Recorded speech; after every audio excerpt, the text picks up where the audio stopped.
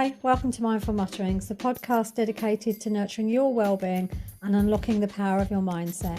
I'm Chris Maragkakis, women's life and mindset coach, and together we'll explore the transformative world of well-being and mindset, helping you to thrive in every aspect of your life. So please like, subscribe and share, and join us on this roller coaster journey called life. Thanks for listening.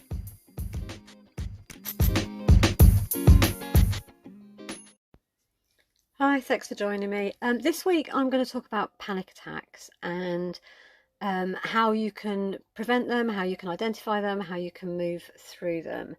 So obviously panic attacks can be overwhelming and really frightening experiences, but with the right knowledge and successful strategies, they can be managed, prevented, and even redefined in your mindset, which will then obviously reduce the amount of times that you have them.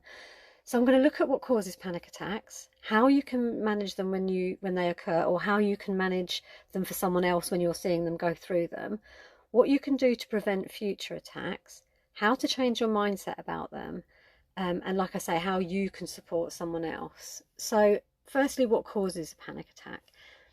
They can occur for various reasons, and they'll often be the result of a combination of factors, but could be genetics. There may be a genetic predisposition to having panic attacks, meaning that it can run in families. Stress, obviously, high levels of stress, either from work, relationships, or anything else can trigger a panic attack. Then you've got trauma. So any past traumatic experience can contribute to a panic attack, as they often leave you more prone to anxiety and you tend to have more triggers.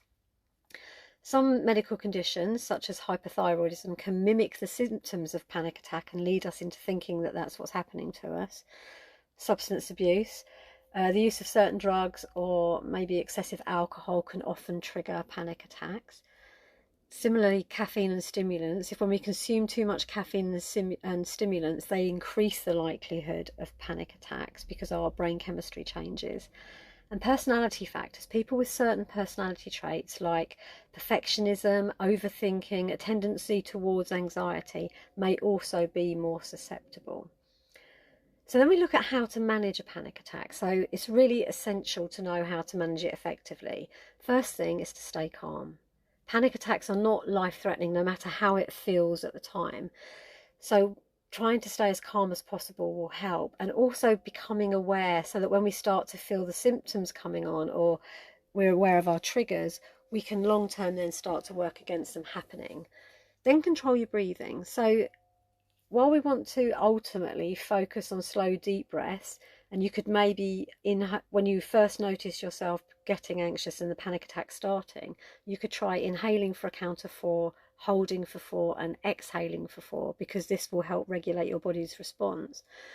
But that can also be very difficult while you're in the throes of a panic attack. So rather than trying to control the breathing, maybe just becoming aware of it and counting it, because what that does is it brings us into the present moment where it's impossible to have a negative emotion, and so that helps us to manage the feelings that we're having. Ground yourself. Use grounding techniques like describing your surroundings or touching objects around you, or maybe having a fizzy sweet or something that shocks the brain into thinking of something different, because again that helps to anchor you in the present moment. Then you can have progressive muscle relaxation, so you can tense and release different muscle groups to release the tension and help again take your mind off what is happening and give it something constructive to do. Positive self-talks. This is more when you can feel it coming on rather than when you're in the full-blown panic attack. But you can start using a mantra or a positive affirmation, or maybe something, just reminding yourself that this will pass, and coming up with something that really resonates with you so that it cuts through all the other noise in your head. And getting help, maybe reaching out to a friend, family member or professional, because talking to someone else while you're feeling what you're feeling can be incredibly calming. Often it's just because it's bouncing around in our head and we can't make any sense of it, that it's triggering us in so many different ways that we can't identify, and then we feel out of control or the overwhelm, and that's what triggers a panic attack. Instead, when we can notice that we're starting to build up to that, if we can talk to someone about it, we're then empowering ourselves, and our brain tells ourselves that we're regaining control, and it helps to stave off the panic attack. Or if we're already in the panic attack, it helps our brain to see that actually we're starting to work the problem, and again it reduces how we're feeling. preventing panic attacks, that involves often making lifestyle changes and adopting some really healthy coping mechanisms. So obviously, first thing we have to manage is stress, because that's often the biggest trigger. So you could use something like meditation, yoga, mindfulness, anything like that that helps to keep your stress levels in check. I mean, long term, you want to be looking at time management, the responsibilities you take on, the roles that you're assigned in life, how you manage your relationships, boundary setting. But that, because that's all such a massive part of stress management, but you have to start somewhere. So maybe just listening to a guided meditation, or doing something again like yoga or some mindful colouring or something like that that helps you to unwind. Because when we're mindful and we're paying attention to our thoughts, we can then identify the ones that trigger the panic. So then probably you might need a professional, you might need a coach or someone to help you, but then you can work through the emotion before it turns into a panic attack. And that obviously then makes you more resilient, makes you feel more empowered, you're back in control of your life, you're less likely to have panic attacks. Regular exercise is thought to help because it releases endorphins, and they can reduce anxiety and improve your mood. So spending time outside is particularly good for both mental and physical health. You know, if you can be near nature, if you can be near a river or trees or the sea or something else like that, because it has grounding powers and because it is just so relaxing and it has so many aspects to it. It has what the plants and trees are giving off, phytocyans that make us feel better. Maybe it's the sound of the waves, maybe it's the rustle of the wind through the leaves. Whatever it is, it works on so many senses that it's really good for us. A balanced diet, we're trying to avoid excessive caffeine and sugar because they can make anxiety worse.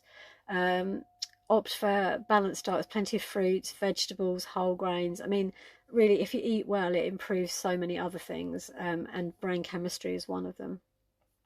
Getting enough sleep. Try to get enough quality sleep each night, because sleep deprivation can make you more vulnerable to panic attacks.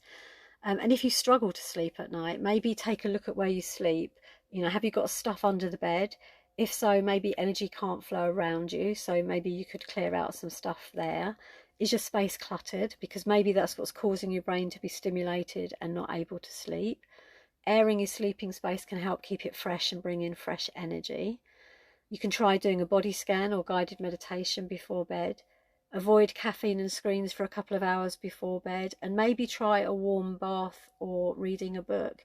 It's really nice to have a wind down routine, because that tells your body that you're getting ready to go to sleep, and then when you lie down, it's prepared for the thought that it's now going to rest and repair. And obviously limit alcohol and substance use. Try to drink moderately, because alcohol can be the cause of disturbed sleep. And if you do take drugs, then maybe consider some help for substance abuse or ways that you can reduce your intake. And then this becomes the empowering bit, because you can start to change your mindset, and that can help you to cope better. So firstly, we need to educate ourselves. We need to learn about panic attacks to understand that they're just a natural response to heightened stress and anxiety. They are not a sign of weakness. And the more information you have, the more options you can gain to move away from your current mindset.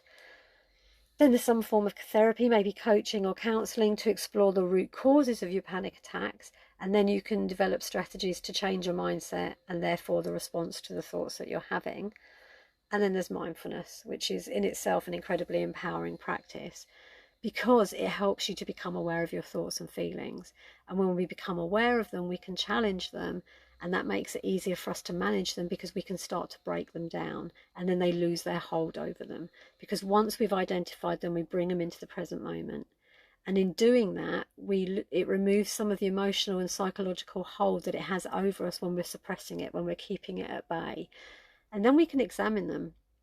And again, like I said, you might need a coach or counsellor to support this process, but then you can begin to challenge the ones that aren't working for them and change them so that you can start to let them go.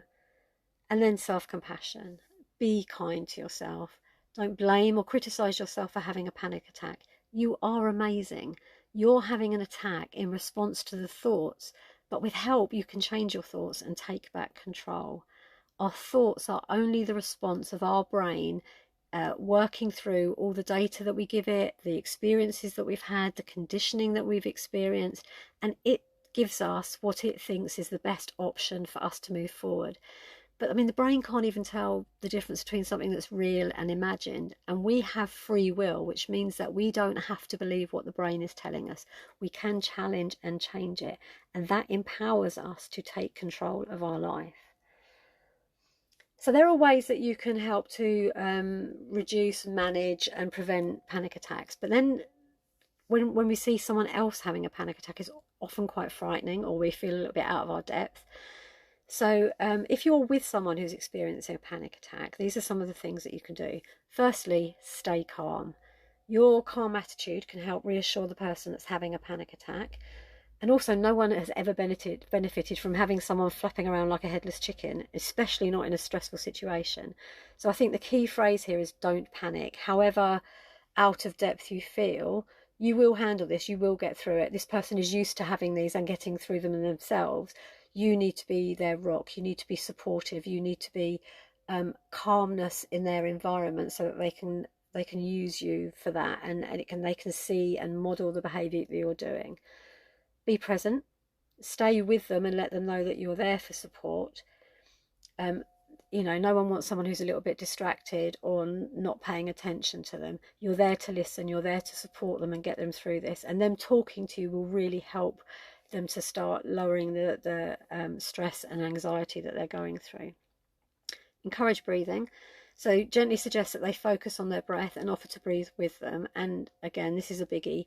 Don't ask them to try and breathe deeply or change their breathing, as this will cause more stress. As I said earlier on, they'll be struggling to breathe as it is. You're aiming to give them something else to focus on other than the triggering thoughts. And because focusing on the breath grounds them and brings them to the present moment, it will help them to feel calmer and less triggered. But like I said, when someone's first experiencing or can feel the onset of a panic attack, that's when it's a really good time to do deep breathing or the 4 square breathing. But when someone's in a full-blown panic attack, we just want them to be aware of their breath. We don't want them to have the added pressure of trying to change it. And then as someone who's supporting someone, you can avoid judgment. I mean, don't criticize them or dismiss their feelings. They're not doing this on purpose. So instead, respect them and validate their experience. And then when they're back in control, maybe you can encourage them to get some support or use some of the techniques I've mentioned, and that will help them to prevent further attacks. And offer help. Ask if they need any specific assistance. Maybe they need a quiet place to go. Maybe they need you to contact someone that they trust. Whatever it is, if you're going to support them, it's about putting them front and centre and maybe your needs back, because we quite often want to share how we're feeling and tell other people that we've experienced this and we've experienced that. But actually, this is about making or creating a safe space for them to be able to express themselves in. So I guess what I'm trying to say is that panic attacks are challenging. They can change the way that you live, but they themselves can be managed, prevented, and even redefined in your mindset by understanding their causes, learning to manage them effectively, and making lifestyle changes. You can regain control over your life and reduce the frequency and intensity of panic attacks. And then also, through your experiences, you could offer to support those who experience panic attacks in a compassionate way and help them through the difficult moments and share your experiences.